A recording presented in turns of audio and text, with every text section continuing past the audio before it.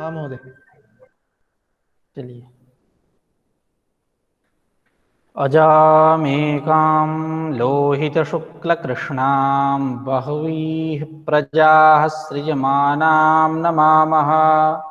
अजायेतां जुषमाणां भजन्ते जहत्येनां भुक्तभोगां नुमस्तान्। कपिलाय महामुनये मुनये शिष्याय तस्य चाशुरये पंचशिखाय तथेश्वर कृष्णाय एते वयं नमस्यामः। चलिए पाठ प्रारंभ करते हैं। इसके पूर्व में हम लोग सांख्य कारिका के अध्ययन क्रम में द्वितीय कारिका पर्यंत हम लोगों के द्वारा चर्चा हुई।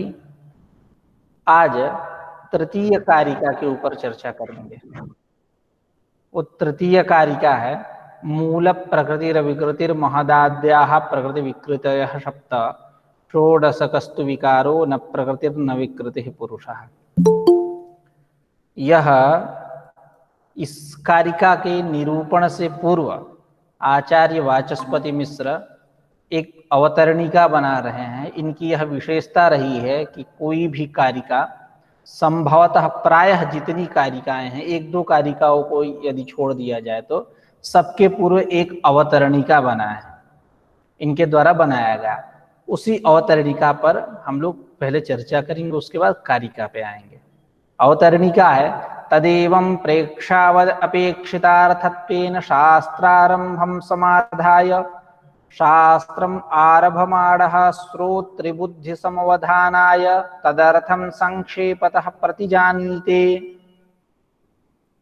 यानी प्रेक्षावत अपेक्षितार्थत्वेन, प्रेक्षावान जो लोग हैं, बुद्धिमान जो लोग हैं, उनको जो अपेक्षित अर्थ मतलब जिज्ञासित, अभिलषित, जिस अर्थ की वो लोग अपेक्षा कर रहे हैं, इच्छा कर रहे हैं, कामना कर रहे हैं, ऐसे जो बुद्धिमान लोग, उन लोगों का जो अपेक्षित अर्थ, उसके कारण शास्त्रारंभम समाधाय, शास्त्रारंभम मतलब जिज्ञासा, शास्त्रारंभ मतलब जिज्ञासा, उस जिज्ञासा का समाधान करके। क्यों कि लौकिक उपाय से दुखत्रय तापत्रय की निवृत्ति होगी, कि वैदिक उपाय से होगी, कि सांख्य शास्त्रोक्त उपाय से होगी, यह तमाम विप्रतिपत्तियां रही। इन विप्रतिपत्तियों का निराश किया गया। निर्दुष्ट सिद्धांत यही निकला कि सांख्य शास्त्रोक्त जो जिज्ञासा है, इस जिज्ञासा के द्वारा ही तापत्रय की निवृत्ति होगी। तो इस प्रकार जो आप शास्त्रारंभ था, जिज्ञासा थी, वो कौन है, वो पंचविंशति तत्व कौन है, तो उसकी चर्चा भी यहां होगी। मतलब यहां से मतलब यूं कह ले, पंचविंशति तत्वों की चर्चा प्रारंभ। तो शास्त्रारंभम समाधाय, है ना, शास्त्रारंभ मतलब जिज्ञासा, यानी बुद्धिमान जो लोग हैं, पंडित जो लोग हैं, विद्वान जो लोग हैं, उन लोगों को जो अपेक्षित अर्थ, अपेक्षित पदार्थ, अपेक्षित तत्व, उस अभिलषित जो अर्थ, उसके कारण जिज्ञासा का समाधान करके समाधाय शास्त्रारंभम आरभमाणः, शास्त्रारंभम आरभमाणः मतलब प्रारंभ, यह मतलब शास्त्र को प्रारंभ कर रहे हैं। आरभमाणः शानच प्रत्यान, शास्त्र को प्रारंभ कर रहे हैं। किसके लिए, कस्मै प्रयोजनाय, श्रोतृबुद्धि समवधानाय, श्रोताओं के बुद्धि के समवधान के लिए, यानी एकाग्रता के लिए इस शास्त्र का प्रारंभ हो रहा है। तदर्थम संक्षेपतः प्रतिजानीते, तदर्थम वो पदार्थ जिसके कारण, हाँ वो पदार्थ जिसके कारण ये शास्त्र का प्रारंभ किया जा रहा है, वह जो अर्थ है, वह जो पदार्थ है, वह जो तत्व है, उसको संक्षेपतः प्रतिजानीते, यानी संक्षेप रूप से बतला रहे हैं। तो इसका अर्थ हुआ तदेवं तो इसका अर्थ हुआ तदे, इस प्रकार जो विद्वान लोग हैं, जो शिष्ट लोग हैं, पंडित लोग हैं, इनके द्वारा जो अपेक्षित अर्थ, जिज्ञासित जो अर्थ, जिस अर्थ की यह अपेक्षा करते हैं, उस कारण, उस वह जो पदार्थ, वह जो तत्व, पंचविंशति तत्वों का ज्ञान। क्योंकि इसके पूर्व में हम लोगों ने यह चर्चा हम लोगों के द्वारा हुई कि इसका सांख्य दुखत्रय की निवृत्ति यानी तापत्रय की निवृत्ति सांख्य शास्त्रोक्त उपाय से होगी, कि लौकिक उपाय से होगी, कि वैदिक उपाय से होगी, यानी वैदिक आनुश्रविक उपाय। किसके द्वारा हम दुखत्रय की निवृत्ति करेंगे?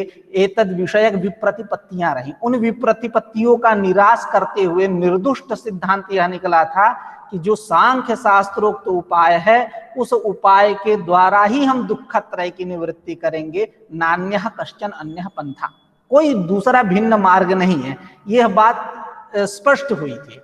ठीक उसी क्रम में यहां अब चर्चा कर रहे हैं, एक अवतरणिका वाचस्पति मिश्र बना रहे हैं। इनकी एक विशेषता रही है कि किसी भी कारिका का यह प्रतिपादन करते हैं तो शायद ही एक दो कारिका को यदि छोड़ दिया जाए तो ये अवतरणिका बनाते हैं। तो इसी अवतरणिका में यह बात कर रहे हैं, तदेवं प्रेक्षावत अपेक्षितार्थत्वेन शास्त्रारंभम समाधाय शास्त्रम आरभमाणः श्रोतृबुद्धि समवधानाय तदर्थं संक्षेपतः प्रतिजानीते। अब इसको थोड़ा सा सामान्य रूप से एक बार समझ लेते हैं। तदेवं इस प्रकार, ऐसा अर्थ करते हैं, एतावता इत्थम सन प्रेक्षावत अपेक्षितार्थत्वेन, प्रेक्षावान जो लोग हैं, जो बुद्धिमान लोग जो हैं, पंडित जो लोग हैं, तदस्य संजातम तारकादिभ्यो इतच, पंडित पंडा यानी सदसद विवेकिनी बुद्धि पंडा, पंडा संजातम अस्य पुरुषस्य इति पंडितः तदस्य संजातम तारकादिभ्यो इतच। तो जो प्रेक्षावान बुद्धिमान जो लोग हैं, पंडित लोग जो हैं, उनके द्वारा जो अपेक्षित अर्थ उस तो अपेक्षित जो अर्थ, उस अभिलषित जो अर्थ, उस अपेक्षित अर्थ के कारण शास्त्रारंभम समाधाय, शास्त्रारंभम समाधाय मतलब जिज्ञासा, जिज्ञासा का समाधान करके शास्त्रम आरभमाणः, जो यह शास्त्र रचा जाने वाला है, जिस शास्त्र, यह सांख्य शास्त्र रचा जाने वाला है, कि उसको प्रारंभ कर रहे हैं, आरभमाणः प्रारंभ कर रहे हैं, यानी बुद्धिमानों का जो अपेक्षित अर्थ, इसके कारण शास्त्रारंभम, अर्थ यानी विषय, शास्त्रारंभम समाधाय यानी जिज्ञासा का समाधान करके शास्त्र का प्रारंभ किया जा रहा है। वो शास्त्र का क्या प्रयोजन है प्रारंभ का? तो श्रोताओं के बुद्धि की एकाग्रता। ऐसे जो प्रयोजनवान जो शास्त्र है, जो अर्थ है, पदार्थ है, उसको संक्षिप्त रूप से यहां बतला रहे हैं। क्या? मूल प्रकृतिर विकृतिर महदाद्याः प्रकृति विकृतयः सप्त षोडशकस्तु विकारः न प्रकृतिर्न विकृतिः पुरुषः। अब इसकी चर्चा करते हैं। मूल, इसमें इस कारिका में यह बात स्पष्ट रूप से बतलाई गई है कि यह प्रकृति कार्य नहीं है, कार्य कारण की चर्चा हुई है, और अनुभय रूपता की चर्चा नीचे ग्रंथ का अभी आचार्य वाचस्पति में कहेंगे, संक्षेपतो ही शास्त्रार्थस्य चतस्रः विधाः। शास्त्रार्थ के, शास्त्र का, शास्त्रार्थ का मतलब वो शास्त्रार्थ नहीं जो काशी में होता है, या वाक्यार्थ वो नहीं। शास्त्रार्थ का मतलब सांख्य शास्त्रीय, ये जो अर्थ, प्रयोजन, विषय, सांख्य शास्त्रीयार्थस्य संख्या सांख्य पदार्थस्य, इसके चार विधाएं हैं। कुछ अर्थ प्रकृति हैं, कारण है, कुछ अर्थ विकृति हैं, कुछ अर्थ प्रकृति विकृति उभय रूप हैं, कुछ पदार्थ अनुभय रूप हैं। इन्हीं विषयों की चर्चा होगी इस कारिका में। मूल रूप में साधारण रूप से यही बात बतलाई गई है। मूल प्रकृति रविकृतिर महदाद्याः। पहले एक बार कारिका का क्या सारांश है, सांख्य तत्व कौमुदी में क्या बात कही जाने वाली है, इसका हम लोग एक सामान्य रूप से पहले अर्थ समझ लेते हैं, भावार्थ समझ लेते हैं, उसके बाद हम लोग पंक्ति पे आएंगे। क्योंकि पेश हो जाए। मुख्य उद्देश्य यही है कि आप लोगों को सांख्य शास्त्र आए, सांख्य के तत्वों से आप परिचित हो। तो पहले सामान्य रूप से अर्थ कर लेते हैं। मूल प्रकृति रविकृति ही, यह जो प्रकृति है ये कैसी है? अविकृति ही, अर्थात विकृति मतलब कार्य, अविकृति मतलब न कार्यम। यह प्रकृति कार्य नहीं है, मूल है। अर्थात मूल क्या?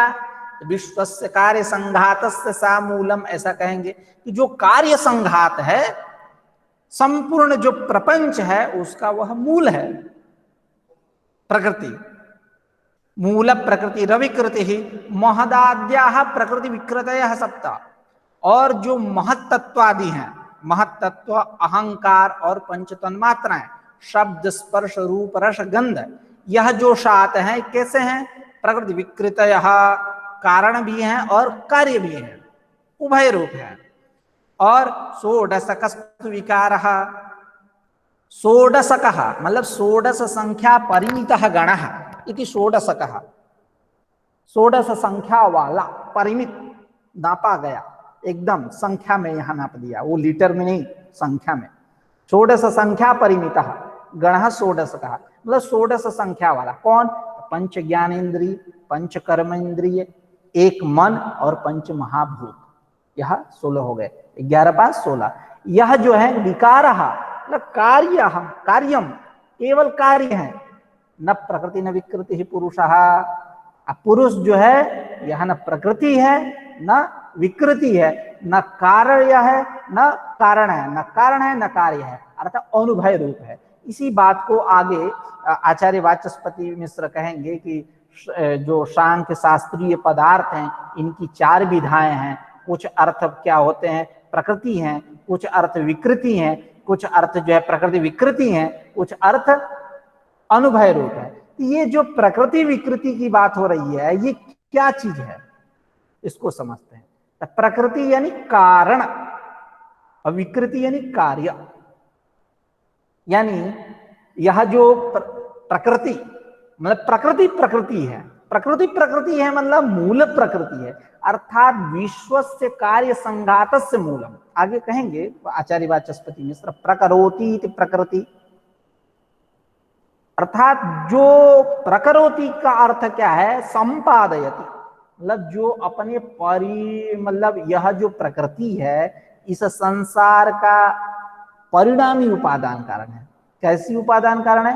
परिणामी उपादान कारण, अर्थात परिणत करते हुए परिणाम, यह जो संसार है इस प्रकृति का परिणाम है, परिणाम के माध्यम से जो उत्पन्न करने वाली है उसको हम बोलते हैं, मतलब परिणत होकर के मतलब कार्य को उत्पन्न करने वाली जो है उसको हम बोलते हैं प्रकृति।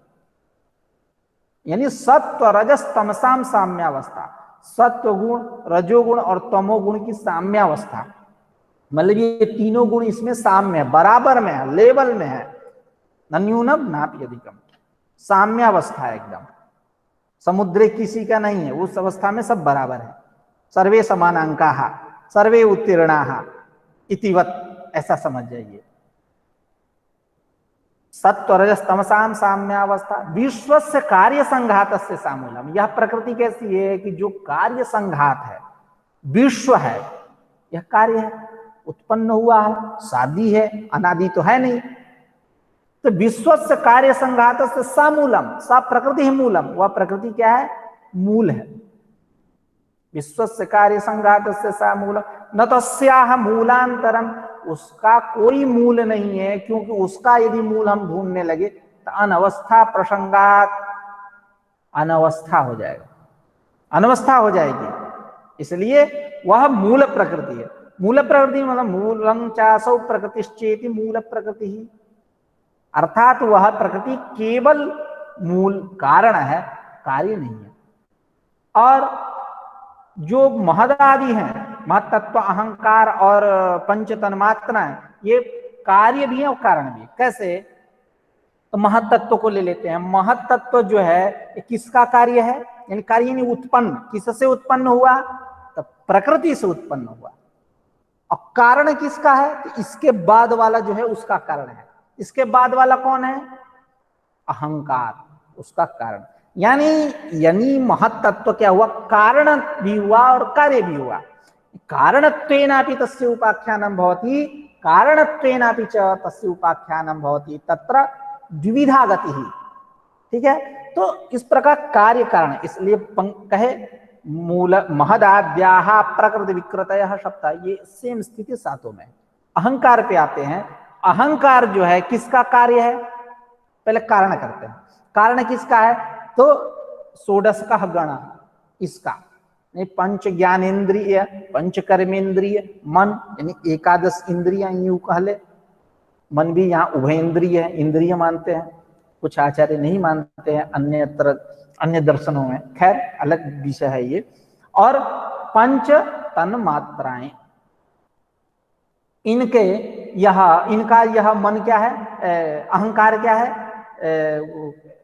कारण है, प्रकृतित्व है उसमें। एक कारिका हम लोग पढ़ेंगे,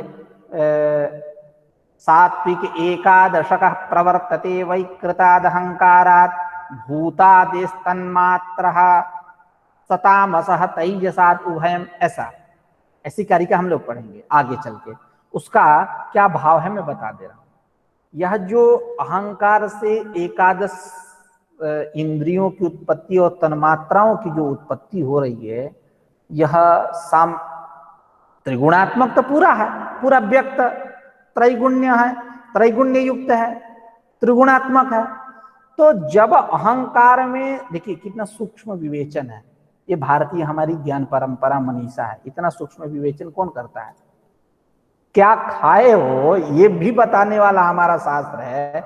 इससे सूक्ष्म विवेचन, सूक्ष्मतम सूक्ष्म, अत्यंत सूक्ष्मतम विवेचन करने वाला हमारा शास्त्र है। उसमें अहंकार में सत्वगुण की प्रबलता है, रजोगुण की प्रबलता है, तमोगुण की प्रबलता है, यह हमारा विज्ञान बता रहा है। हमारा यह जो शास्त्रीय ज्ञान है यह विज्ञान है। खैर, तो सात्विक एकादशकः प्रवर्तते वैकृताद अहंकार। सात्विक एकादशकः मतलब जो सात्विक एकादश इंद्रियां जो है ये वैकृत नामक, वैकृत मतलब सात्विक अहंकार, वैकृत मतलब सात्विक, वैकृतात् अहंकारात् प्रवर्तते। उस सात्विक एकादश इंद्रियां जो है, देखिए सात्विक मतलब सत्व गुण समलंकृत, सत्व गुणोपेत अहंकार से सात्विक एकादश इंद्रियों की उत्पत्ति हुई। एकादश इंद्रियों की उत्पत्ति हो गई थी, यानी वो सात्विक है। अब कहे कि कोई कहा कि यह अर्थ कैसे ला दिए, चोर का बेटा चोर ही होगा, ये कोई जरूरी थोड़े है, अरे विद्वान भी तो हो सकता है। तो खैर इस पे तमाम अनेक चर्चाएं हैं, लेकिन मैं इस बात को इसलिए कह रहा हूं कि अभी नीचे वाला जो तृतीय पाद है इसी कारिका का उसमें कह रहे हैं भूतादेस्तन मात्र सतामसः तैजसात् उभयम। तो सतामस मतलब भूतादि संज्ञक है ना, भूतादि संज्ञक तमोगुण, उससे रजो क्या बोलते हैं तन्मात्राओं की उत्पत्ति होगी। अब वो सतामसः, सतन्मात्रः तामसः, तामस है, तैजसात् उभयम, और रजोगुण से दोनों की उत्पत्ति होगी, एकादश इंद्रियों की और पंच तन्मात्राओं की। इस प्रकार कारिका का अर्थ क्या हुआ, सात्विक एकादशकः प्रवर्तते वैकृतादहंकारात् भूतादिस्तन्मात्रः सतामसः तैजसात् उभयम, यानी अहंकार में जब सत्वगुण की प्रधानता रहेगी, सत्वगुण समुपेत रहेगा अहंकार, उससे एकादश इंद्रियों की उत्पत्ति होगी। और भूतादि संज्ञक जब अहंकार रहेगा, यानी उसमें जब तमोगुण की प्रधानता रहेगी, तो किसकी उत्पत्ति होगी, तन्मात्राओं की। और रजोगुण समलंकृत जो अहंकार, उससे उभय दोनों की उत्पत्ति होगी। तो खैर, तो इस प्रकार यह जो अहंकार जो है, यह अहंकार 16 को पैदा किया, तो उसकी अपेक्षा प्रकृति, अभिकृति किसका है, महत्तत्व का। और तन्मात्राओं की बात करें तो यह भी प्रकृति है, क्योंकि आगे कहेंगे प्रकृतेर्महास्ततोऽहंकारः तस्माद् गणश्च षोडशकः तस्मादपि षोडशकात् पंचभ्यः पंचभूतानि। उस कारिका में कहेंगे पंचभ्यः पंचभूतानि, 5 इन तन्मात्राओं से पंचमहाभूत की उत्पत्ति हो। तो पंच महाभूतों के अपेक्षा उसमें प्रकृतित्व है, और विकार किसका है, अहंकार का। इस प्रकार ये प्रकृति विक्रय षोडशकस्तु गणः, जो षोडश संख्या परिमित गण षोडश का, यानी पंच ज्ञानेन्द्रिय पंच कर्मेंद्रिय, यानी यूं कह ले एकादश इंद्रिय एक साथ, पांच पांच गिनाने की अपेक्षा एकादश इंद्रिय और पंच तन्मात्र पंच महाभूत, ये केवल विकार ही है, किसी के कारण नहीं है, इनसे किसी उत्पत्ति नहीं होती है, यह समझिए। ये उत्पन्न हुए हैं किससे? अहंकार से, सात्विक अहंकार से एकादश और तामस से पंचतन मात्र। ये केवल उत्पन्न हुए, किसी को उत्पन्न नहीं करते। तो फिर बात आगे चलती है कि ये बतलाइए, अच्छा तो इसका मतलब ये षोडश का जो विकार है, षोडश का गण जो है ये केवल विकार है। अब पुरुष जो है वो अनुभव रूप है, अनुभव रूप यानी हाँ अनुभव कश्चित अनुभव रूप, हाँ उभय रूप है ना, उभय रूप नहीं है, अर्थात न प्रकृति है न वह विकृति है, न किसी का वह कारण है न किसी का वह कार्य है। ठीक है, तो अब थोड़ी सी चर्चा यह करते हैं, कहेंगे अभी कि जो पृथ्वी आदि है, पृथ्वी जल तेज वायु आकाश क्षितिज जल पावक गगन समीरा पंच तत्व मिलिए अधम समीरा अधम शरीरा, तो यह जो पृथ्वी आदि है इनके विकार क्या है? तो इनके विकार है गो घट वृक्षादि, गो घट वृक्षादि इनके विकार है। उसका विकार क्या है? तो गो का विकार क्या होगा? दूध। अब वृक्ष का विकार क्या होगा? बीज। घट का विकार क्या होगा? घट के विकार की चर्चा नहीं की है यहाँ। घट का विकार क्या होगा? तो आप अपने बुद्धि बल से लगा लो, ध्वंस। ध्वंस जैसे यहाँ चर्चा नहीं है, लेकिन घट का विकार ध्वंस है। ठीक है, तो उसके विकार क्या है? उनके विकार क्या है? तो कहेंगे कि जो अंकुरादि, दही, अंकुर इत्यादि, तो ये सब भी गवादि और बीजादि जो है, गोघट वृक्षादि, यह पृथ्वी इत्यादि से भिन्न नहीं है, पृथ्वी इत्यादि से भिन्न नहीं है, इसलिए इनको हम अलग नहीं मानेंगे। यह बात उस पे हो रही है कि कैसे तुम कह दिए षोडश का गण है, ये केवल विकार, और कहो बहुत सारे विकार हैं, कह रहे कि सबका इसी में अंतर्भाव हो जाएगा, अतिरिक्त बैठ के यहाँ गिनो मत, नहीं प्रातिपदिक की स्थिति हो जाएगी। इंद्रश्च अध्येता बृहस्पतिश्च प्रोक्ता, कई वर्ष बीत गए, प्रातिपदिक का गणना नहीं हो पाया कि कितने प्रातिपदिक है। उसी प्रकार यहाँ बैठ के विकार गिनने लगोगे, सुबह से शाम हो जाएगा, कितने कल्प बीत जाएंगे कोई ठीक नहीं है। हरि अनंत, हरि कथा अनंता। तो आप उस तत्व को समझो। तो खैर, तो ये जो पृथ्वी आदि से ये अलग नहीं है, भिन्न नहीं है, इसलिए क्या स्पष्ट निकली बात कि यह षोडश का गण है, यह जो है कथन सही है। अब आते हैं हम लोग सांख्य तत्व कौमुदी पे। ठीक है, तदेवं संप्रेक्षावत अपेक्षितार्थत्वेन शास्त्रारंभं समाधाय शास्त्रम् आरभमाणः श्रोत्र बुद्धि समवधानाय तदर्थं संक्षेपतः प्रतिजानीते। मूल स्पष्ट है, मूल प्रकृतिर विकृतिर महदाद्याः प्रकृति विकृतयः सप्त षोडशकस्तु विकारः न प्रकृतिः न विकृतिः पुरुषः, विकारी का स्पष्ट है। संक्षेपतो ही शास्त्रार्थस्य चतस्रः विधाः, संक्षिप्त रूप से शास्त्रार्थ के, शास्त्रार्थ मतलब सांख्य पदार्थस्य, ऐसा अर्थ करेंगे। चतस्रः विधा, चार गति है, गति चार गति है। कौन कौन चार गति है? चतस्रः विधा, कश्चिदर्थः प्रकृति ही, कश्चिदर्थः विकृतिरेव, कश्चिदर्थः प्रकृति। एक मिनट,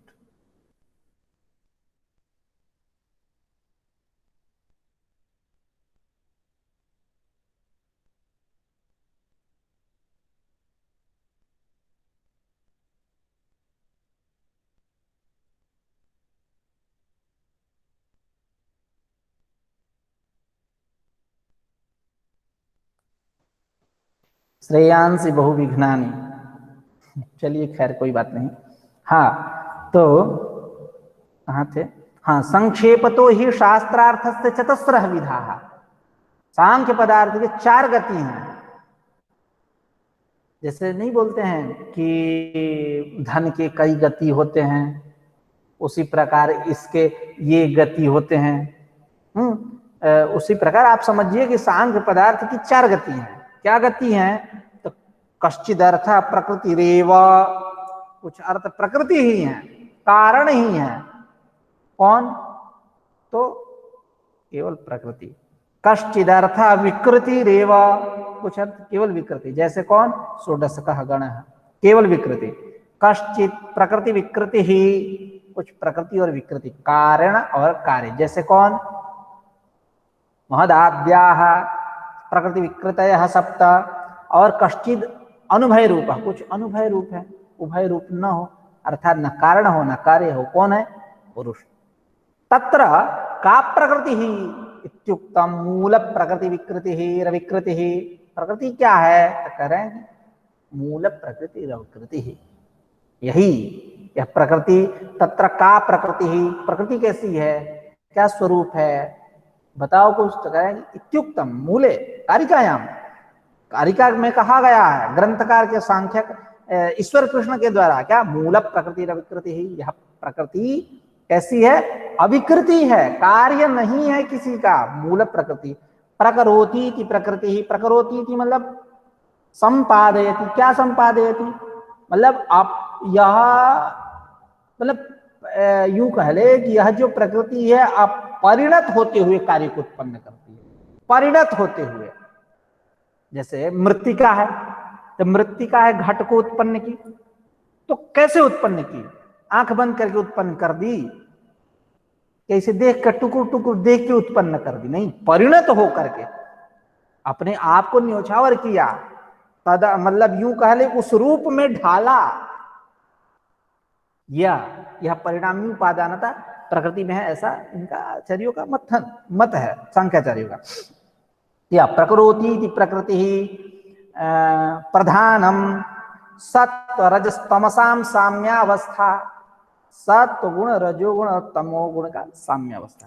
साप अविकृति, वो अविकृति है, मतलब कार्य नहीं है।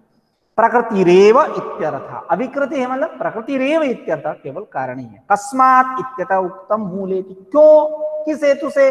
कह मूले, मूल प्रकृति ऐसा कहा, मूल शब्द रखा। मूल है अर्थात इसका कोई मूल नहीं है। मूल यदि इसका भी मिल जाती तो निर्मूल हो जाएगा, प्रकृति निर्मूल हो जाएगी। ये मूल है। मूलं चाशो प्रकृतिश्चेति मूल प्रकृति ही विश्वस्य कार्य संघात सा मूलम। विश्व कार्य संघात जो है प्रपंच, उस सबका मूल है। विश्वस्य कार्य संघात सा मूलम न तस्याह मूलांतरम अस्ति, इसका कोई मूलांतर नहीं है, कोई दूसरा मूल नहीं है। मानने लगे तो अनवस्था प्रसंगात, अनवस्था हो जाएगी। न च अनवस्थायां प्रमाणम अस्ति इति भावः, अनवस्था में कोई प्रमाण हो आप कह नहीं सकते। कतमाह पुनः प्रकृति विकृतयः कियत्यश्च कियत्यश्च इत्यतः उक्तम। करे कतमाह पुनः, देखिए दो प्रश्न यहाँ। कतमाह पुनः, एक कतमाह और दूसरा कियत्य। एक स्वरूप परक प्रश्न है और दूसरा संख्या परक प्रश्न है, ध्यान दीजिए। कतमाह कौन है? कतमाह पुनः प्रकृति विकृत है, वो प्रकृति विकृति कौन है? इसका समाधान कैसे होगा? महदाद्याः। कियत्यश्च, कितने हैं, इसका समाधान कैसे होगा? सप्त, इस पद के द्वारा।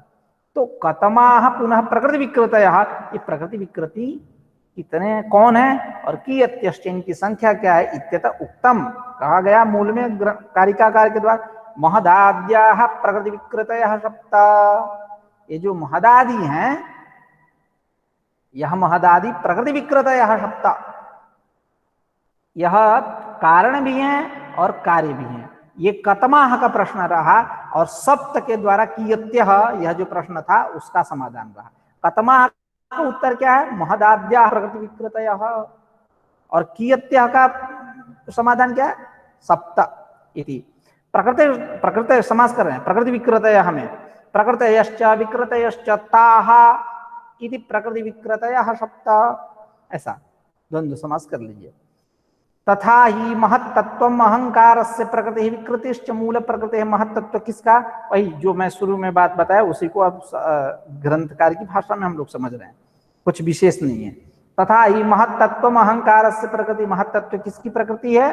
अहंकार। प्रकृति मतलब कारण, मतलब अहंकार की निःसृति उत्पत्ति कहां से हो रही, वहां से महत्तत्व। तथा ही महत्तत्वम अहंकारस्य प्रकृति ही। महत्तत्व यानी बुद्धि, महत्तत्व का मतलब क्या होता है? बुद्धि, अहंकार की प्रकृति है। विकृति ही मूल प्रकृति, वो किसकी विकृति? मूल प्रकृति की। एवं अहंकार तत्व तन्मात्राणाम इंद्रियाणां च प्रकृति। अहंकार तत्व तन्मात्र और इंद्रियों की प्रकृति है।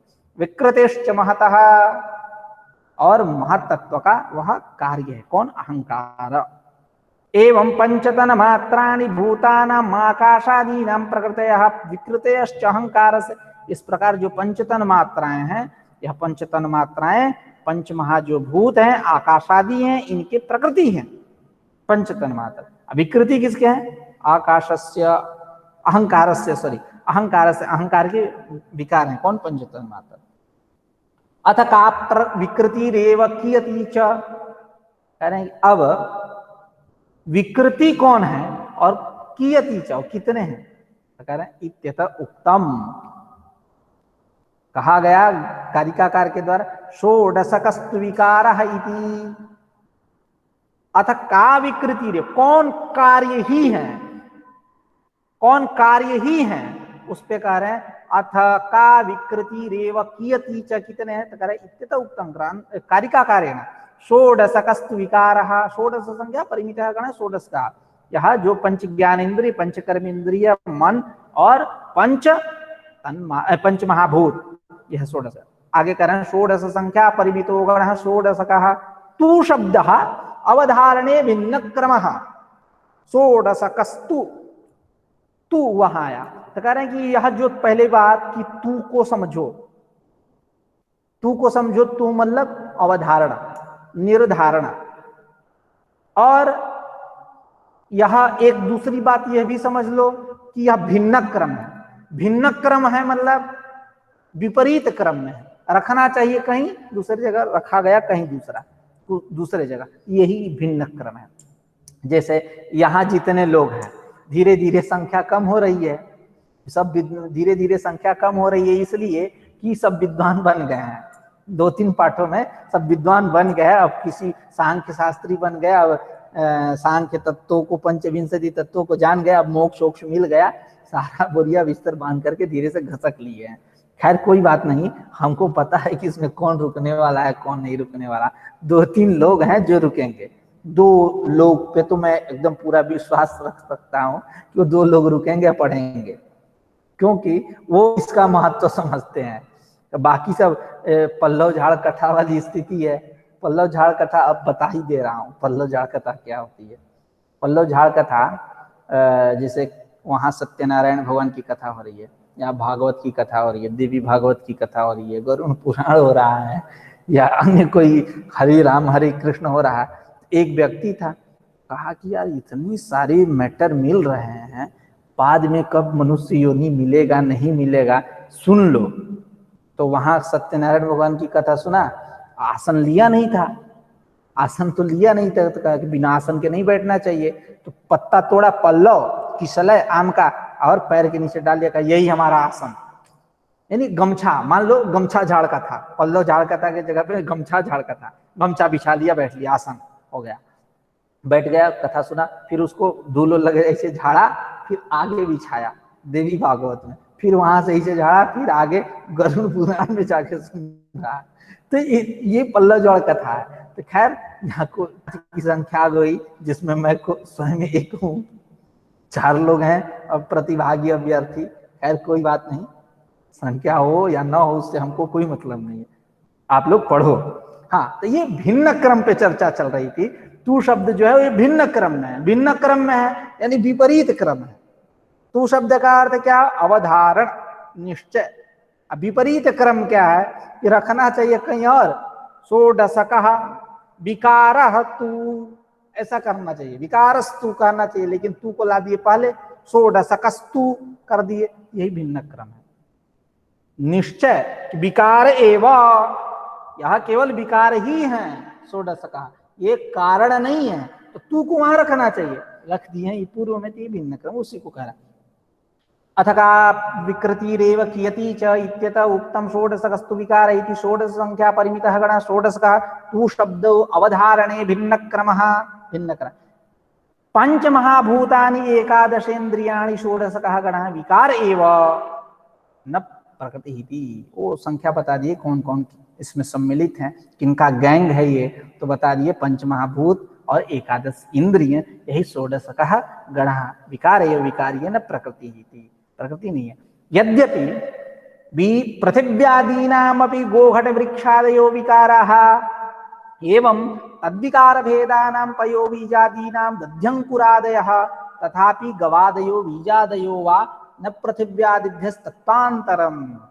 यद्यपि तथापि, ऐसा तदोर नित्य संबंध, इसी यद्यपि तथापि को लेकर के आचार्य वाचस्पति मिश्र, यही टीकाकार जो सांख्य तत्व कौमुदीकार है, भगवत्पाद शंकराचार्य को भी सावधान करते हैं, भामती में कहते हैं कि आप जो युष्मदस्मत् प्रत्यय गोचरयोः विषय विषयिणोः तमः प्रकाशवद विरुद्ध स्वभावयोः इतरेतर भावानुत्पत्ति इत्यतः अस्मत् प्रत्यय गोचरे विषयिणी चिदात्मके युष्मत् प्रत्यय गोचरस्य विषयस्य तद्धर्माणञ्च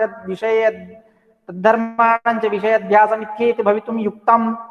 ये जो बात पूर्व पक्ष की है, आप फिर आगे कहते हो समाधान दे, तथापि अन्योन्यस्मिन् अन्योन्यात्मकतम अन्योन्य धर्माश्च इत्यादि, तो तथापि करके आप समाधान दे रहे हो, तो तथापि कह रहे हो तो यद्यपि कहना चाहिए, यद्यपि यत्र वक्तव्यम, ऐसा भगवत्पाद को सावधान करते हैं। तो खैर और तमाम विशेष बहुत चर्चाएं हैं कि इदम पद रखना चाहिए, तो करें अत्यंत भेदो, युष्मत् पद क्यों दिए, अत्यंत भेदो।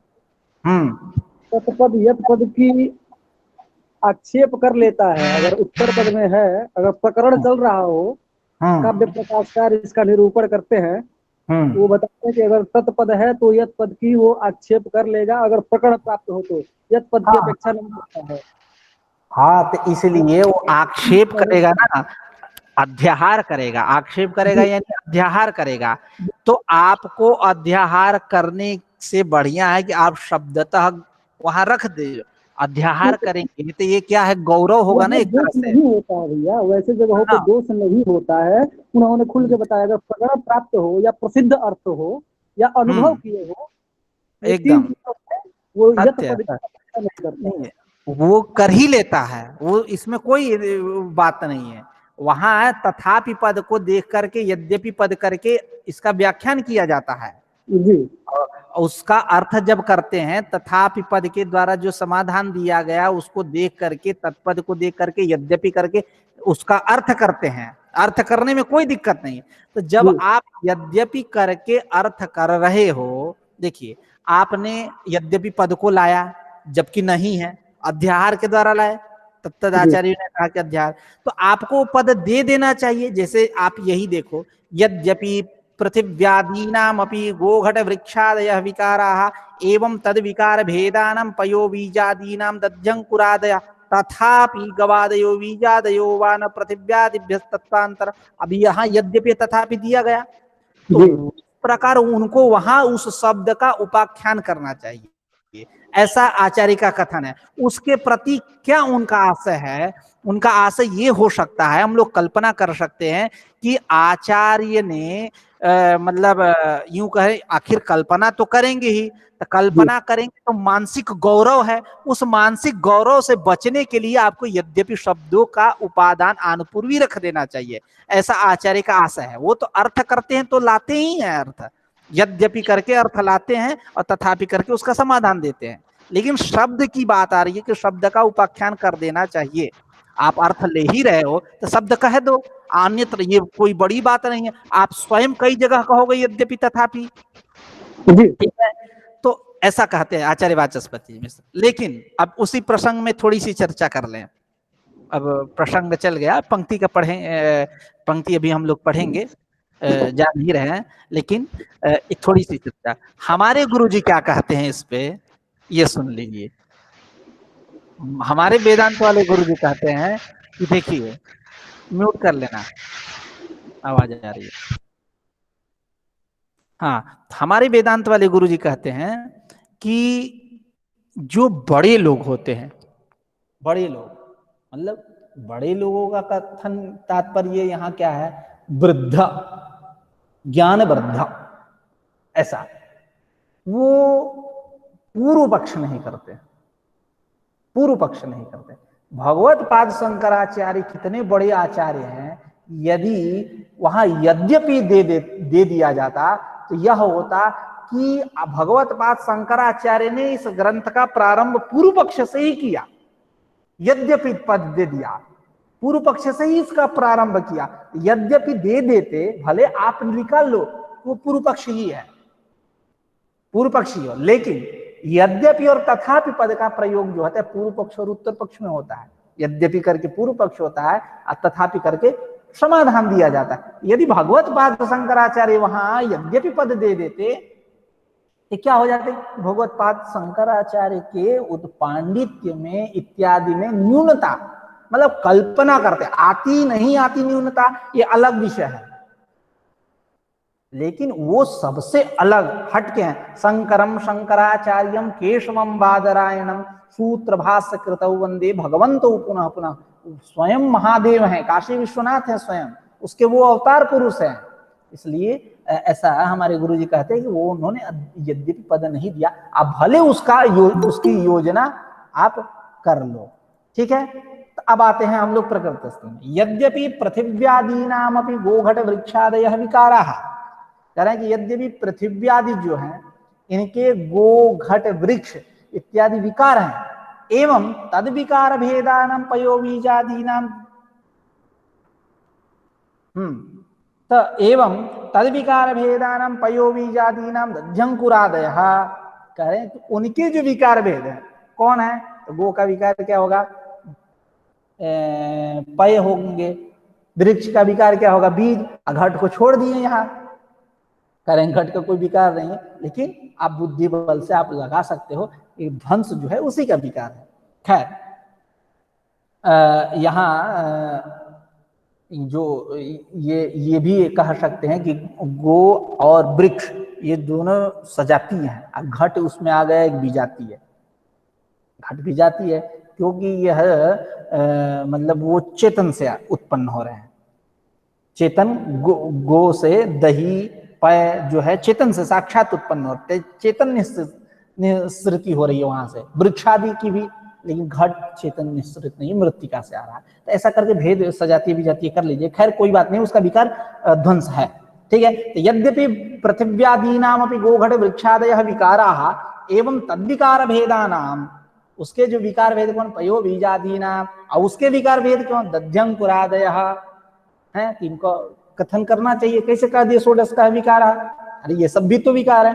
तथापि गवादयः बीजादयो वा न पृथिव्यादिभ्यस्तत्वांतरम, कह रहे कि गवादि और वृक्षादि जो है तब पर भी आप जो कह रहे हो बात सही है, लेकिन यह गवादि और बीजादि जो है न पृथिव्यादिभ्यस्तत्वांतरम, पृथिव्यादि से अलग नहीं है, क्योंकि तत्वांतर कहाँ होगा, यहाँ प्रकृतित्व मतलब कैसा लेना है, तो तत्वांतरोपादानत्वम प्रकृतित्वम यह अभिमतम, तत्वांतर को उत्पन्न करना। यह गाय से जो पय दूध, जो वृक्ष से बीज अंकुर इत्यादि उत्पन्न जो हो रहे हैं, ये तत्वांतर नहीं है। तत्वांतरता क्या है, महत तत्व से अहंकार उत्पन्न हुआ, ये तत्वांतरता है। उस अहंकार से षोडश गण की उत्पत्ति हुई, ये तत्वांतरता है, अलग। अब जैसे एक दूसरे हास्य में लेते हैं इसको, परिहास में, मनुष्य से यदि पशु पैदा हो जाए तो तत्वांतरता मानी जाएगी, ठीक है। हाथी पैदा हो जाए तो सब मोहल्ला इकट्ठा हो जाएगा, देश दुनिया सब इकट्ठा हो जाएंगे देखने के लिए उस हाथी को। खैर ये तत्वांतरता है। तो वही कह रहा है, तत्वांतरोपादानत्वं च प्रकृतित्वं इह अभिप्रेतम, तत्वांतरोपादानता ही प्रकृतित्व है, वही यहाँ अभिमत है। इति न दोषः, इसलिए कोई दोष नहीं है, ठीक है, मतलब संख्या को लेकर के कोई दोष नहीं है। तेसाम गोघटादीनाम स्थूलता इंद्रिय ग्राह्यता च समा, अब कहने समानता क्या है, तत्वांतरोपादानता नहीं है, समानता है इसमें। क्या? गो घटादि में भी स्थूल इंद्रिय ग्राह्यता है, और गो घटादि नाम, हाँ, क्या है? न दोषः सर्वेषां गो घटादि नाम स्थूल इंद्रिय ग्राह्यता च समान। हाँ, गो घटादि हो गए, उसके जो विकार हो गए, पय बीज इत्यादि, उसके जो विकार दध्यम पुरादि, सब में स्थूल इंद्रिय ग्राह्यता समान रूप से, इसलिए तत्वांतरोपादानता नहीं है।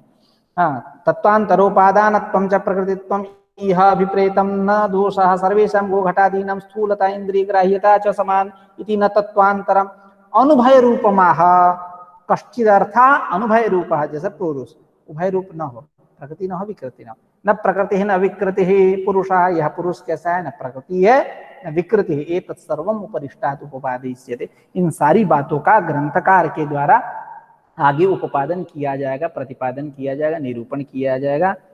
इत्यलम विस्तरेण तमिमम अर्थम प्रमाणिकम कर्तुम अभिमता है। ये अब हम लोग कल चर्चा करेंगे। दृष्टमनुमानमाप्तवचनम च सर्व प्रमाण सिद्धत्वात् इत्यादि। ठीक है, आज की चर्चा को यहीं समाप्त करते हैं। किसी को कोई पूर्व पक्ष हो, मन में विचिकित्सा हो, प्रश्न हो, संदेह हो, तो आप पूछ सकते हैं। स्वागतम भवताम। चलिए। महोदय, हाँ, ये तत्वांतरोपादानत्वं च प्रकृति तत्वं की जो पंक्ति है वो कृपया फिर से एक बार बताइए।